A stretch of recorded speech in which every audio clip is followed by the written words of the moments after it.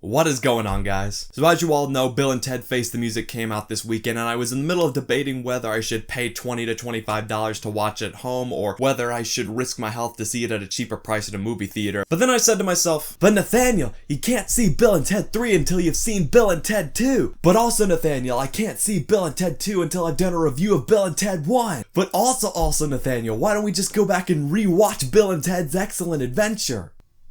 Yeah!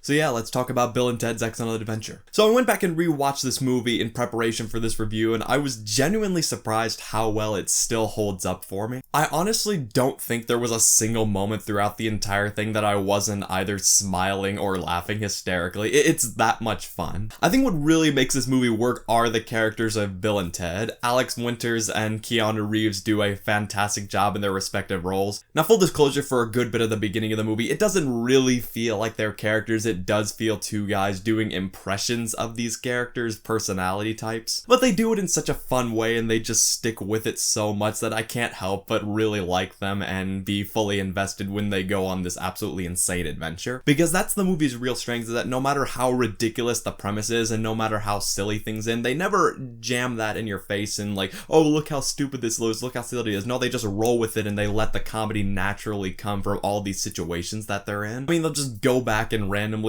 pick up people from throughout history. They'll make all these fun historical references. They'll look at all these things that we hold in high regard with just this really fun, carefree attitude. It's just a lot of fun throughout the entire thing. And you gotta give props to all the people who played these historical figures like Abraham Lincoln, Socrates, Billy the Kid, Joan of Arc. Like, they obviously are playing, you know, the kind of archetype characters that we know of these people from throughout history, but they just do such a good job to it that it's just so much fun seeing them just thrust with these two guys, Bill and Ted. And another thing these Bill and Ted movies do a really good job of that I don't always hear them getting enough credit for, the set pieces are really incredible. The set designs, the locations, and even the special effects, although a few of them are dated, they're actually surprisingly well done. Like, since this is such a, you know, kind of silly, over-the-top adventure, they probably could have gotten away with not putting in that level of detail, but no, they really care. Like, as I said, they don't just, you know,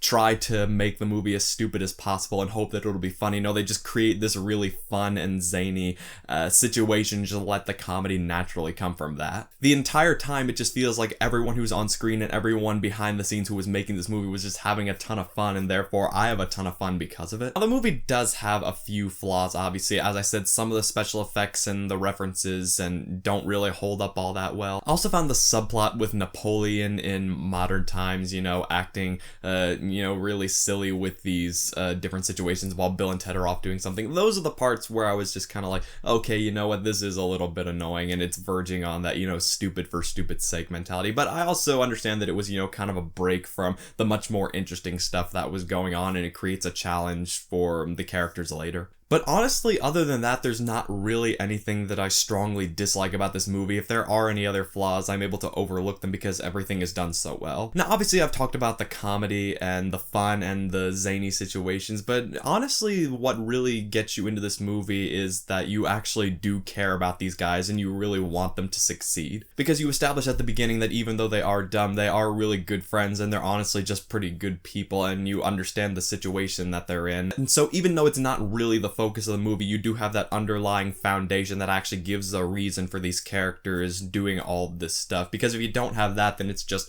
like I said, silliness for silliness sake. And I'm not going to get into huge spoilers in case you never have seen this movie, but the way everything comes together in the third act has always been so satisfying to me, and it's just great all around. I honestly think this movie could have been longer. I honestly didn't realize that it was only an hour and a half long, but you know, at the same time, it's just, you know, tightly knit and it doesn't have any really slow parts, so when I went back to rewatch this movie, I honestly didn't think I would still love it as much as I did the first time, but no, it's just, it really does hold up well. It's incredibly fun. I like the characters. They fully take advantage of the premise in order to create something really entertaining and memorable. So now that I've shared my thoughts on Bill and Ted's Excellent Adventure, I'm also going to be giving my thoughts on Bill and Ted's Bogus Journey, which I hadn't seen up until recently, but I'm very interested to give my thoughts on that. And then eventually I'll get around to watching Bill and Ted Face the Music. As I said, I'm still trying to figure out whether it's safe to go back to my local theater with all the safety precautions at a cheaper price, or whether I should just